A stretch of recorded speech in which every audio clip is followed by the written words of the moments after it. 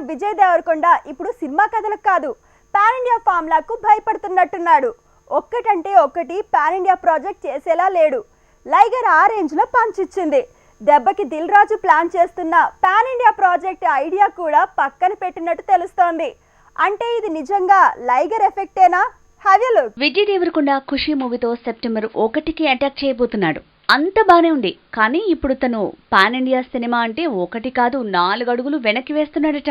నిజానికి అర్జున్ రెడ్డి మూవీ వచ్చిన కొత్తలో భాషలకు అతీతంగా సౌత్ నార్త్ అంతటా విజయ్ పేరు మారుమోగింది. తర్వాత అనఫిషియల్ పాన్ ఇండియా స్టార్ గా రౌడీ స్టార్ కి గుర్తింపు దక్కింది. కట్ చేస్తే ఆ ఇమేజ్ తనని ఇరుక్కున పెట్టేలా మారినట్టుంది. అర్జున్ రెడ్డి టైంలో వచ్చిన పేరు క్రేజ్ వల్ల డియర్ కామ్రేడ్ ని సౌత్ మొత్తం రిలీజ్ అయ్యేలా చేశారు. ఆ మూవీ హిట్ కాకున్నా విజయ్ స్టామినా మార్కెట్ సౌత్ మొత్తం పెరిగింది.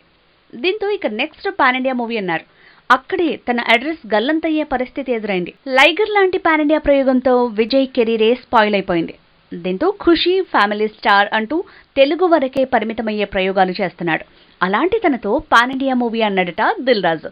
అక్కడే విజయ్ ఆ ప్రాజెక్ట్ కి బ్రేక్ లేసాడట. ఖుషి మాత్రమే కాదు గౌతమ్ తిన్ననూరి తీసే సినిమాను కూడా ముందు తెలుగులో వెలిగాక అప్పుడు హిందీలో రిలీజ్ అంటున్నాడట విజయ్. అంతేకాదు పరశురామ్ మేకింగ్ లో మృణాల్తో విజయ్ చేసే సినిమాని, అలానే ఇంద్రగంటి మోహనకృష్ణతో దిల్ రాజు ప్లాన్ చేసిన బిగ్ బడ్జెట్ సినిమాని పాన్ ఇండియా లెవెల్లో ప్లాన్ చేస్తే విజయ్ నో చెప్పడం, సీతారామం హిట్ అయ్యాక హిందీలో రిలీజ్ చేసినట్టు తన కొత్త మూవీస్ ని అలాగే ప్లాన్ చేయాలి కానీ నో పాన్ ఇండియా అని తెగేసి చెప్పాడట.